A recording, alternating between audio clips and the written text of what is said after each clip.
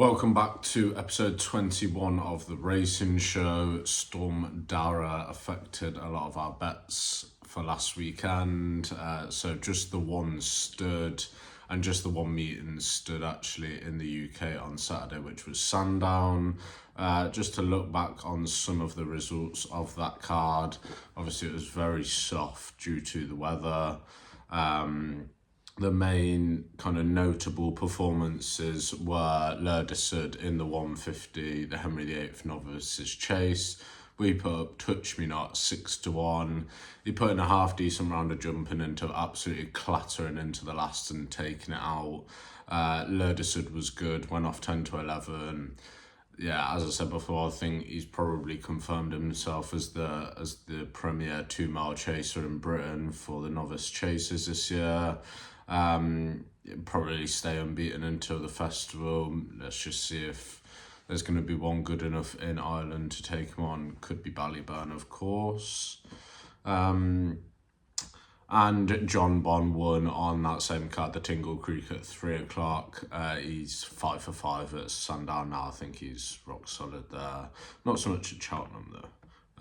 Definitely not one for me in the champion chase. Over to Navan on Saturday, 12:32, saw Jasmine DeVoe's hurdle debut. Wasn't the cleanest round, wasn't the most exhilarating. He can improve from that though, so we'll see where he goes. Most likely up in trip according to Willett. The Yellow Clay won a 2-mile 4 furlong novice hurdle grade 2. I'd expect him to go up to 3 miles and we'll see what he can do there, but he could be a lively one for an Albert Bartlett.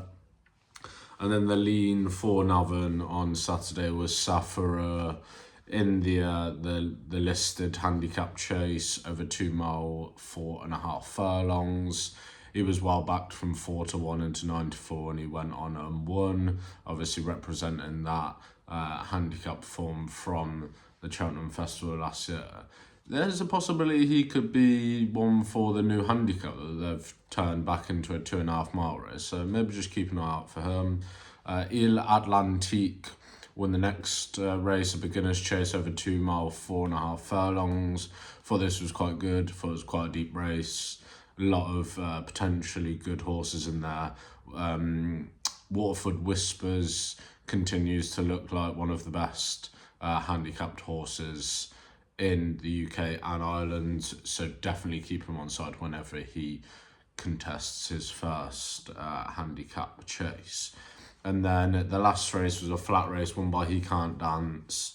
He's probably quite good, to be fair. He Can't Dance, and I'd expect to see him in March in the Champion Bumper.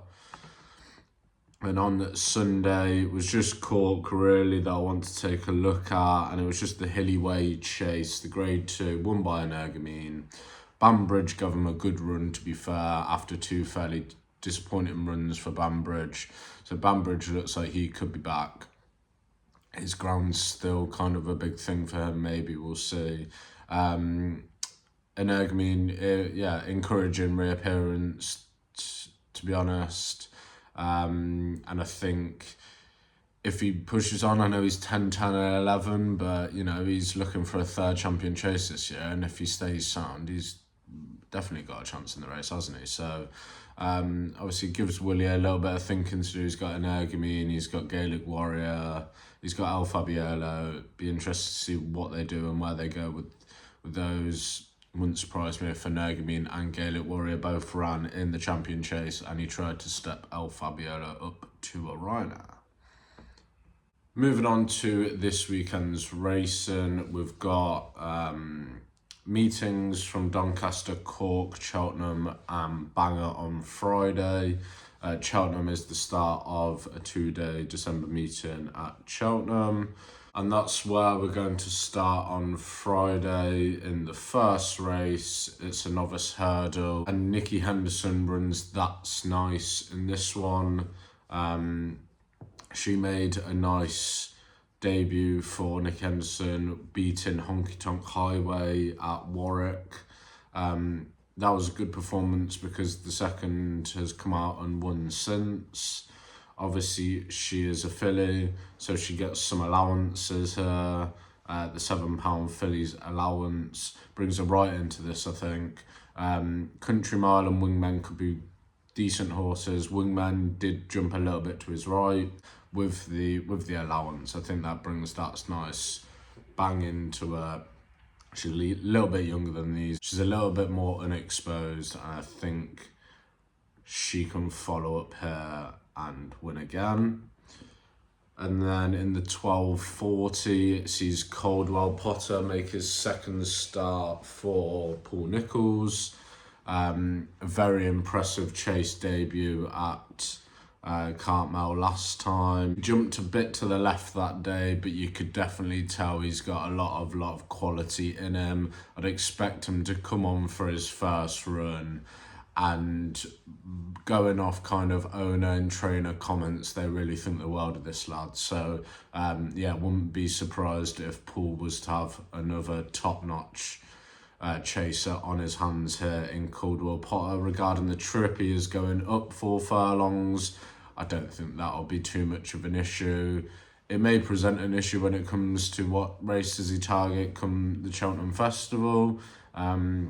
Without there being that 2.5 mile option anymore, will he go up to 3? Will he come back down to 2? Not too sure, but I do think he is much better than these in here. So the Caldwell Potter in the first, that's nice. Caldwell Potter in the second, that's nice in the first. Double pays about 2.5 to 1. That'll be the first tip of Friday. Moving on to the 1:15. It's a handicap hurdle over 2 mile, 1 furlong, and Mirabad is the one that I like here. He's left unchanged for his last performance, where he was 3rd of 9 in a handicap hurdle at Ascot. He was going really well until making a mistake at the last.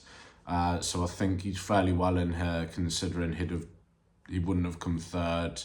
He could have won the race had he not made that bad mistake. If he can have a little bit clean around the jumping and brush up on a few mistakes, he's certainly waited to go out. A 5-year-old, very unexposed, very much an improving profile, and I think he can fill the frame. Currently about 16 to 1.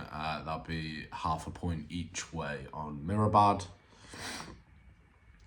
Moving on to the 1:50, it's 3 mile, 2 furlong handicap chase, and you've got Shanty Classico and King Turgeon in here, who were both supposed to run last weekend in the Beecher at Aintree. So yeah, a little bit different here, but I think King Turgeon still is very well handicapped, even after going up £8 for his last Aintree win. I think he can make this into a match with Chianti Classico. Just at the weights, he's getting like 20 odd pounds off him. You know, he's rated. Chianti Classico's 157, King Turgeon's 133. I mean, yeah, he's waited to go so close here, and with his current kind of form, you would expect that he would put it up to Chianti Classico. It is a different track, and we know Chianti Classico's got the course form, but I just can't see why they'd want to be winning races with Chianti Classico right now. He's got a live chance in a Grand National, and winning any more races really wouldn't be ideal. So I think King Turgeon, on his current mark of 133, has definitely got more room for improvement, and at 3 to 1 is a good bet. And the last bet on Friday at Cheltenham is the 3:35. It's a 3 mile handicap hurdle, and it's his Doyen Quest at the top of the market, and I think for good reason. He's completely unexposed as a stayer.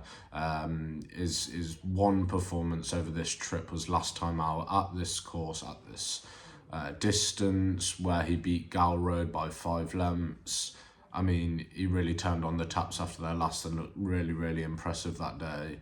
It'd be hard to say that there's not more improvement to come out of him. He's only a 6-year-old. He's clearly going places as a stayer, and I wouldn't rule out further improvement, to be honest. So about 15 to 8, I'd back Doyen Quest to continue his upward surge as of late.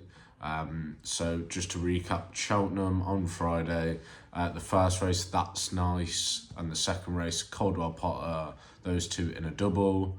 Then Mirabad, currently about 16 or 18 to 1, half a point each race, that's 2 points. Then King Turgeon, a point to win, 3 points.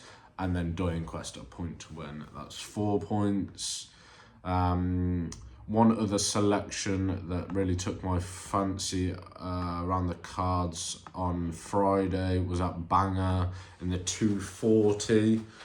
We had Plaisir de Flos last time when he ran at Cheltenham in a 2.5 mile handicap hurdle. He was beaten by Double Powerful that day, who was looking for a 4 or 5 timer, just like our lad was.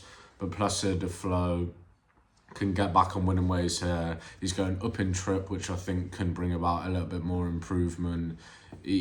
All he did was improve throughout the end of last year to the start of this year. He won on seasonal reappearance. He's posted RPRs that are higher than his official rating the last 4, 5, maybe even last 6 runs. He's outperforming his RPR. He's a 5-year-old.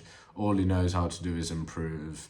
I really like this horse, and I really hope he wins. So that's about 11 to 4 in the 240 Bangor. Plaisir de Flos at 11 to 4. So that'll be another point. That's the 5th point.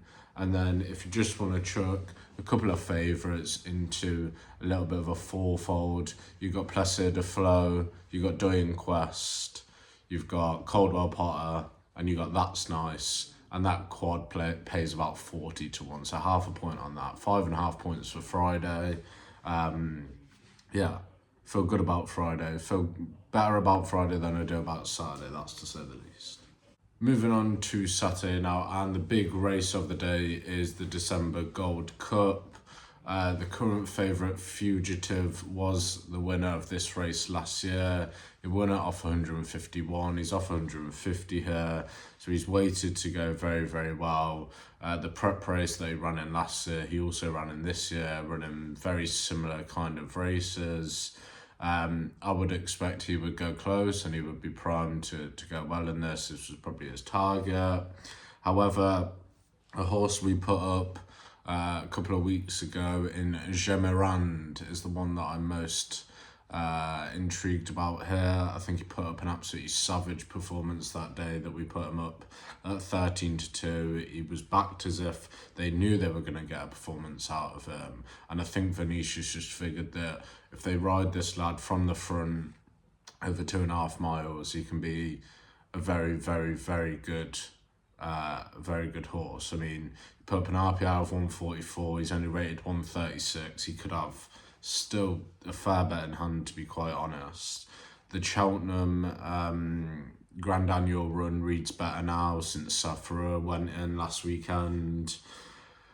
And I just think that he might be a little bit of a forgotten horse in this market. Currently 11 to 1. Maybe people are thinking, oh, it's not going to happen twice, the same kind of thing. He's not going to be able to do it twice. But I don't see why there's any reason why he can't. I think he could kind of turn the taps early. If there's a bit of rain, it's not going to be an issue. And yeah, he could have these under a bit of pressure, to be fair. We know how much going from the front can pay dividends at Cheltenham. So yeah, I'm going to keep the faith with Gemirande. I would have usually gone with Fugitive here, but I think Gemirande can continue improving, especially at this trip, especially with those tactics. Yeah, let's keep the faith with Gemirande after a very, very good performance last time we tipped it. And then the only other tip for me on Saturday is going to come at Cheltenham in the 3 o'clock. It's the Albert Bartlett trial, over 3 miles for the novices. Skyjack Hijack is looking to extend his winning run here. He's most likely to go our favourite, but I think we might be able to get him beat, to be quite honest. I don't think he's rock solid. I think he's got a few mistakes in him. And I think Western Knight is an improver that looks like he could absolutely have all the tools to tackle 3 miles and more, to be quite honest. I thought his hurdle debut left a bit to be desired, but you could tell there was, there was some sort of substance there. And then when he kind of took on ex-cello Ascot, he had to get into a fight that day. He was ridden quite cold, and he kept on really well, which gives me confidence that it will stay 3 mile. He'll improve for 3 mile. He's only 5 years old. His odds are going really well at the minute. And I think this lad could improve again at a left-handed track, similar to Uttoxeter, where he made his hurdles debut. So Western Knight at about 4-1 in the 3 o'clock on Cheltenham is going to be the last bet of the weekend. Just a quick recap of Saturday. It's just Gemirande in the December Gold Cup at about 11-1 currently, and Western Knight in the Albert Bartlett Novices Hurdle, and he's about 4-1.